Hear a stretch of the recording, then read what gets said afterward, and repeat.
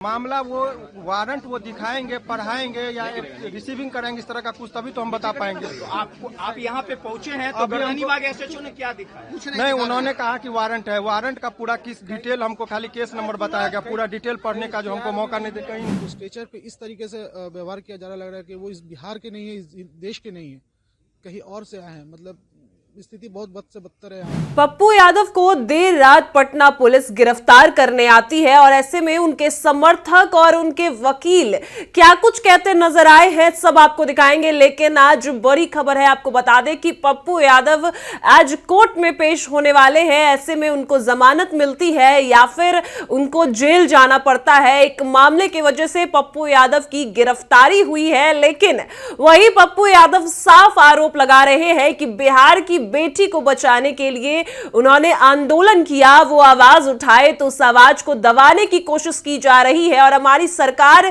हमेशा यही करती है, बिहार की पुलिस हमेशा यही करती है। और यही नहीं, वो ये भी कहते नजर आए हैं कि उनकी हत्या भी की जा सकती है। जिस तरीके से उन्होंने बिहार की बेटी को बचाने के लिए जो कुछ किया, अब उनको उस बच्ची को बचाने का जो है कर्ज चुकाना पड़ रहा है। और ऐसे में पप्पू यादव को अगर बेटियों को बचाने के लिए जेल जाना पड़े, मरना पड़े, तो वो मरने के लिए भी तैयार है। और ऐसे में कल देर रात उनके आवास पर, मंदिर आवास से पप्पू यादव को गिरफ्तार किया गया, जिसके बाद उनको अस्पताल भी ले जाया गया। और किस मामले में पप्पू यादव को गिरफ्तार किया गया, उनके समर्थकों का क्या कुछ कहना है, सब आपको हम इस रिपोर्ट में सुनाएंगे। नमस्कार, मैं कोमल और आप देख रहे हैं दर्श न्यूज। देखिए, आपको बता दें कि पप्पू यादव को जहां देर रात गिरफ्तार किया गया नीट छात्रा मामले में, जिस तरीके से पप्पू यादव ने आवाज उठाया और बिहार की हर वो बेटी के लिए पप्पू यादव आवाज बने, तो ऐसे में पप्पू यादव साफ तौर पर कह रहे हैं कि उनकी आवाज को दबाने की कोशिश की जा रही है, उनकी हत्या भी करवाई जा सकती है। ये तो सिर्फ एक गिरफ्तारी है। पैच क्या कुछ पप्पू यादव कहते नजर आए हैं, पहले हम आपको उनका बयान सुनाते हैं। ये लोग गोली भी चला सकते और मुझे शंका है कि ये लोग मरवा भी सकते। अब पटना पुलिस क्या बोल रही है आप? मैंने पहले कहा कि मुझे मेरी लड़ाई न्याय को लेकर के है और मुझे शंका है कि ये लोग मरवा सकते, इसलिए मैं यहां से सीधा न्यायालय ही जाऊंगा, इनके थाना नहीं जाऊंगा। इनको हाउस अरेस्ट करना हो कर ले, और रात में इनके थाना नहीं जाऊंगा क्योंकि ये मरवा सकते। पप्पू यादव जी तो सुना आपने, जहां एक और पप्पू यादव साफ तौर पर कह रहे हैं कि बच्चियों को बचाने के लिए उन्होंने आवाज उठाया और उन पर जो बहुत साल पहले का केस है उस पर डाल दिया गया है पप्पू यादव पर। आपको बता दें कि क्या वो केस है जिस वजह से पप्पू यादव को गिरफ्तार किया गया है। पुलिस के मुताबिक यह मामला पटना के गर्दनीबाग थाना के अंदर का है और जिसमें कोर्ट ने गिरफ्तारी वारंट जारी है।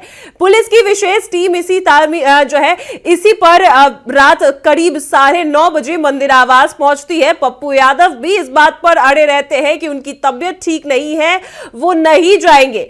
उनकी जो है दवाइयां उनको लेनी, और आधी रात तक दोनों पक्षों में जो है मान मनोबल और रस्साकसी चलती रहती है। और गिरफ्तारी के बाद पप्पू यादव साफ तौर पर कहते हैं कि यह राजनीतिक बदले की भावना से करवाई जा रही है। वहीं क्या मामले में पप्पू यादव को गिरफ्तार किया गया है, हम आपको वो बता दें कि शिकायतकर्ता विनोद बिहारी लाल ने आरोप लगाया था कि उनका मकान धोखाधड़ी के जरिए किराए पर लिया गया था और इस मामले में 3 दिन पहले ही संपत्ति कुर्की का आदेश एमपी एमएलए कोर्ट ने दिया था।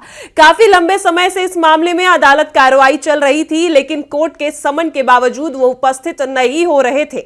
इस वजह से कोर्ट ने वारंट जारी किया। वहीं धोखाधड़ी से मकान किराए पर लेने और धमकी देने के मामले में शुक्रवार यानी कल देर रात 9:30 बजे पटना पुलिस की पूरी टीम पूर्णिया सांसद पप्पू यादव को गिरफ्तार करने के लिए उनके आवास पहुंचती और इस दौरान करीब 2.5 घंटे तक हाई वोल्टेज ड्रामा चलता रहता है। और ऐसे में पप्पू यादव ये कहते रहते हैं कि वो बीमार है, रात में दवा लेकर सोते हैं तो वो नहीं जाएंगे, सुबह ही वो जाएंगे। लेकिन इसके बाद भी पुलिस उनके कहने पर कुछ नहीं मानती है और सिटी एसपी भानु प्रताप सिंह, सचिवालय डीएसपी अनु कुमारी और सभी जो थाने के इंचार्ज है, सभी पटना पुलिस जो है पहुंचती है और और उनको गिरफ्तार किया जाता है। ऐसे में आपको बता दें कि जहां एक और पप्पू यादव की तबीयत बिगड़ चुकी है, वो अस्पताल में भर्ती है और आईजीएमएस अस्पताल में उनको रूटीन चेकअप के लिए भर्ती किया गया है। आप तस्वीरें भी साफ तौर पर देख सकते हैं, जहां पप्पू यादव ने आरोप लगाया है कि एक बच्ची को, बिहार की बच्ची को बचाने के लिए उन्होंने आवाज उठाई तो उनके आवाज को दबाने की कोशिश की जा रही है। और वो ये भी कहते नजर आए हैं कि उनको ये नहीं पता था कि जो केस जो चल रहा था उनके खिलाफ, उनको बेल मिल चुकी थी उस मामले में। ऐसे में उनको नहीं पता था कि उनको उपस्थित होना है, जिस वजह से वो नहीं हो पाए, क्योंकि सत्र चल रहे हैं, वो उसमें बिजी थे। और यही अब आपको उनके समर्थकों का बयान सुनाते हैं कि पप्पू यादव के समर्थक क्या कुछ कह रहे हैं, तो सुनिए आप। देखिए, हमारे नेता अभी आईजीएमएस में उनका इलाज चल रहा है और सभी जानते हैं आईजीएमएस में स्थिति कैसी रहती है। यहाँ आम मरीजों को भी बेड नहीं मिलता है और हमारे नेता का इलाज अभी स्ट्रेचर पे चल रहा है। आप सोचिए, एक जनप्रतिनिधि है, निर्दलीय सांसद हैं, बिहार के इतने बड़े सांसद हैं और मामला भी आप देख रहे होंगे नीट का।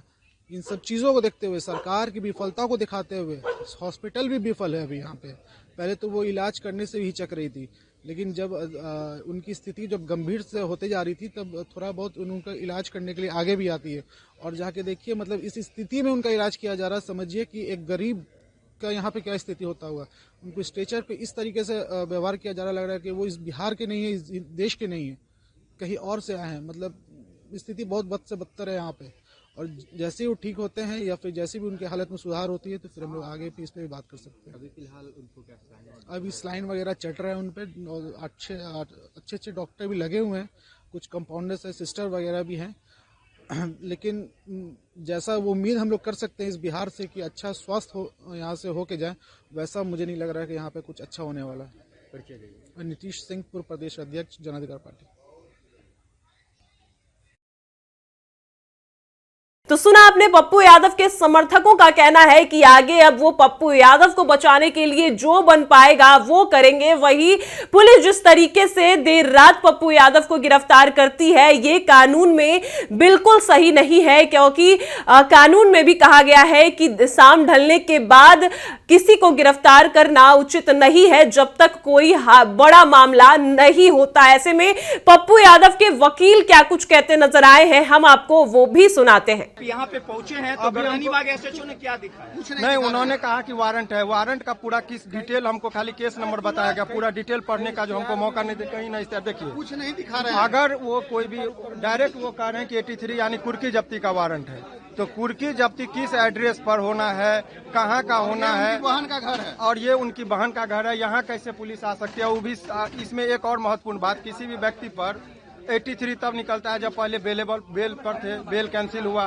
फिर बेलेबल वारंट जाएगा, फिर नॉन बेलेबल वारंट जाएगा, फिर 82 होगा, फिर 83। तो हमेशा जब पटना में आते हैं तो एसपी कार्यालय से इनको सुरक्षा गार्ड मिला हुआ है, तो हमेशा पुलिसों के बीच में रहे, तो इनसे रिसीविंग क्यों नहीं कराया गया? ये पूरे तथ्य को छुपाकर इनको गिरफ्तार करने की जो साजिश थी पूरे डार्क में रखा गया।